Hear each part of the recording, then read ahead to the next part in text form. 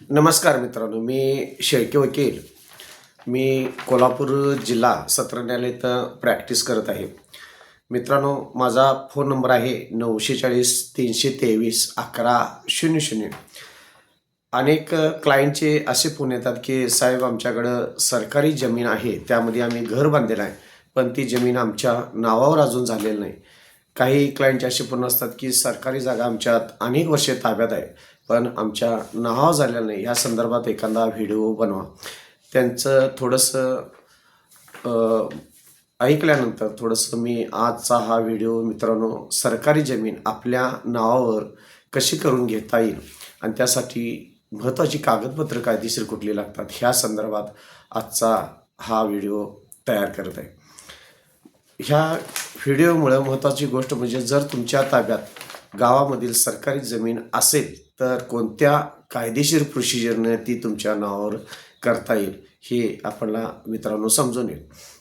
महत्त्वाची गोष्ट म्हणजे, सुरुवातीला आपण जर गावखेड्यामध्ये राहत असेल तर आपल्याकडं जे ग्रामपंचायतीच्या ताब्यात 100 एकर, 200 एकर, 50 एकर, 20 एकर अशी ग्रामपंचायतीच्या ताब्यामध्ये सरकारी जमीन असते. सदर जमिनीमध्ये ग्रामपंचायतीनं काही अतिक्रमण झालेले असतात, काही ग्रामपंचायतीनं वाटप केलेले असतात, प्लॉट वाटप केलेले असतात. तर ती सदरची जागा ही असते ती सरकारच्या मालकी हक्काची असते.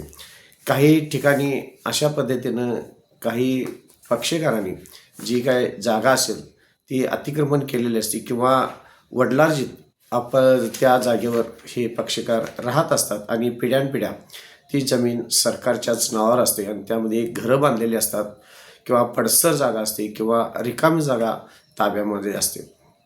तर अशी जागा आपण आपल्या नावावर कशा पद्धतीनं कायदेशीररित्या करता येईल हे आजच्या व्हिडिओमध्ये मित्रांनो पाहणार आहोत. समजा तुम्ही खेडेगावात राहत असाल आणि तुमच्या ताब्यामध्ये जर सरकारी जमीन असेल तर पहिला महत्त्वाचा मुद्दा म्हणजे, जी तुमच्याकडं जमीन आहे त्या जमिनीचं तुम्ही काय करा, लांबी किती, रुंदी किती, संपूर्ण व्यवस्थित एखाद्या जो मोजणी करणारा गावातला एखादा व्यक्ती असते त्या व्यक्तीकडून त्या जागेची मोजणी, लांबी, रुंदी किती आहे हे मोजून घ्या. समजा पडसर जागा जरी असेल तर पडसर जागेची लांबी रुंदी मोजून घ्या. समजा तुम्ही घर बांधलेलं असेल तर घराची लांबी रुंदी मोजून घ्या. किंवा थोडं तुम्ही घर बांधलेलं असेल आणि थोडी जागा पाठीमागं त्याला आपल्याकडं परडं म्हणतात किंवा पडसर म्हणतात, पाठीमागील जागा समजा पुढं अंगणमध्ये सोडलेलं असेल तर अशी संपूर्ण जागा त्यामध्ये तुम्ही असं नमूद करा की ज्या जागेमध्ये घर बांधले ती जागा घराची आणि जी पडसर अशी संपूर्ण जागा तुम्ही लांबी आणि रुंदी मोजून घ्या. समजा तुमच्याकडं संपूर्ण पडसर जागा असेल तरीसुद्धा तिची जागा, लांबी, रुंदी मोजून घ्या. काही ठिकाणी फक्त थोडी घरं असतात, थोडी पडसर जागा असतात. तर त्या संपूर्ण जी काही तुमच्या ताब्यामध्ये असेल, वहिवाटीमध्ये असेल, त्या संपूर्ण जागेची लांबी रुंदी ही मोजून घ्या. लांबी रुंदी मोजून घेतल्यानंतर पडसर जागा असू दे, घर आणि पडसर जागा असू दे, त्याचे 2-3 फोटो काढा. फोटो काढल्यानंतर त्यानंतर महत्त्वाची गोष्ट, जर तुम्ही अनेक वर्षापासून त्या सरकारी जमिनीमध्ये जर राहत असाल तर तुमच्याकडं लाईट बिल असतं, त्या लाईट बिलाची एक पावती जोडा. त्यानंतर तुम्ही जर चॉवी कनेक्शन म्हणजे नळ कनेक्शन जर ग्रामपंचायतीकडून घेतलं असेल तर त्याची पावती घ्या. काही ठिकाणी अशा पद्धतीनं जे सरकारी जमिनीमध्ये राहतात त्यांना घरटाण उतारासुद्धा दिलेले आहेत, पण भोगवटादार म्हणून तुमची नावं असतात आणि मालकी हक्कामध्ये सरकारी जमीन असं लिहिलेलं असतं. अशावेळी तो घरटाण उतारा पण घ्या आणि हे संपूर्ण घेऊन तुम्ही काय करा, एक म्हणजे जाग्याची लांबी रुंदी, दुसरा म्हणजे फोटो 2, तिसरं महत्त्वाची गोष्ट म्हणजे जर तुमचं असेल चॉवी कनेक्शन तर तिची पावती, चौथी गोष्ट म्हणजे जे काय लाईट बिल असेल त्याचं पावती घ्या.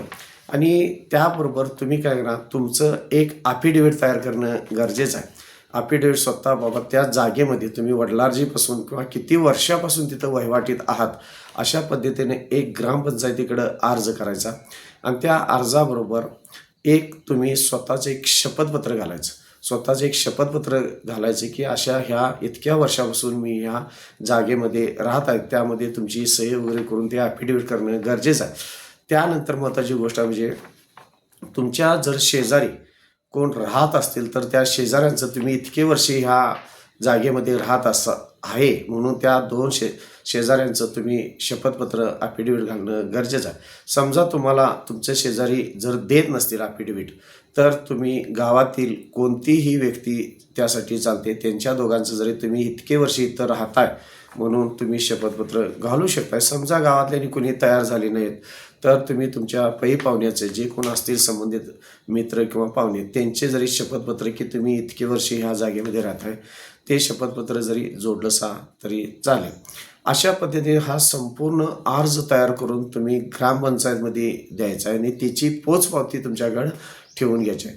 पोचपावती ठेवून घेतल्यानंतर महत्त्वाचा मुद्दा मित्रांनो, जी ग्रामपंचायतमध्ये खेडेगावामध्ये ग्रामपंचायत असते त्या ग्रामपंचायतमध्ये मासिक मिटिंग असते. मासिक मिटिंगला सरपंच, सदस्य, उपसरपंच त्याचबरोबर ग्रामसेवक हे मिटिंग भरवत असतात आणि त्या मिटिंगमध्ये तुमच्या अर्जाचा विचार होत असतो आणि त्या अर्जाचा विचार होऊन ग्रामसेवक, सरपंच ऑन दी स्पॉटला तुमच्या जागेवरून लांबी, रुंदी वगैरे ते बघून, तिथले फोटो बघून, तिथली परिस्थिती बघून तुमचं ॲफिडेविट ते सगळे कागदपत्राची छाननी करून ग्रामसेवक आणि जी कमिटी असते ते तुमचा ठराव करून अर्ज मंजूर करतात. अर्ज मंजूर केल्यानंतर तुमचं मित्रांनो भोगवटादार म्हणून नाव लागतं. मालकी हक्कात नाव लागत नाही, भोगवटादार म्हणून नाव लागतं आणि तुम्हाला तिथं राहण्याची परवानगी ही पंचायत देत असते आणि त्यानंतर एक घरटाण उतार तुम्हाला कर भरण्यासाठी घरटाण उतारा नोंद करून दिला जात असतो. सदरचा घरटाण उतारा मुदत फक्त मित्रांनो 3 महिने असते, त्याच्यापेक्षा जास्त मुदतीची नसते. आता आपल्या खेडेगावात अनेक वर्षापासून ते घरटाण उतार देण्यात येत आहेत, पण सरासरी त्याची मुदत 3 महिन्याचीच असते. 3 महिन्यानंतर तुम्ही काय करायचं आहे, 3 महिन्याच्या आत करा किंवा तुम्हाकडे ते कागदपत्र पंचायतीने दिल्यानंतर पुन्हा तशीच कागदपत्र तुम्ही ती घेऊन जो काय ठराव असेल तो ग्रामपंचायतचा घेऊन तुम्ही तहसीलदार यांच्याकडं रीतसर अर्ज करणं गरजेचं आहे.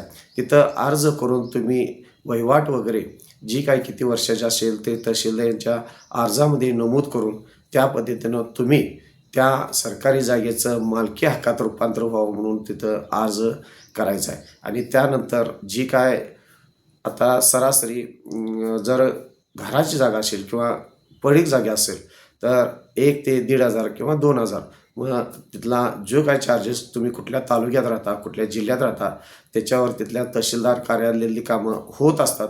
तर मित्रांनो त्यांच्याकडं अर्ज केल्यानंतर तिथं तुम्हाला सदर अर्जावर छाननी होऊन तुम्हाला मालकी हक्काचं तहसीलदार ऑर्डर देत असतो आणि त्या पद्धतीनं तुम्ही तुमच्या घरटाणाला त्या जागेला सरकारी हक्क कमी करून तुम्ही तुमचे हक्क लावू शकता.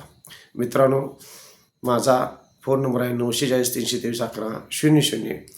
माझ्या चॅनलला जर आपण सबस्क्राईब केलं नसेल तर सबस्क्राईब करा, लाईक करा, शेअर करा. आणि आजच्या व्हिडिओमध्ये आपण अनेक प्रकारच्या ह्या सरकारी जमिनी असतात त्यात फक्त गावामध्ये जर आपण राहत असेल तर आणि आपल्या ताब्यात जर सरकारी जमीन असेल तर सदरची जमीन आपल्या नावावर कशी करून घ्यायची हे आजच्या व्हिडिओमध्ये आपण पाहिलेलं आहे.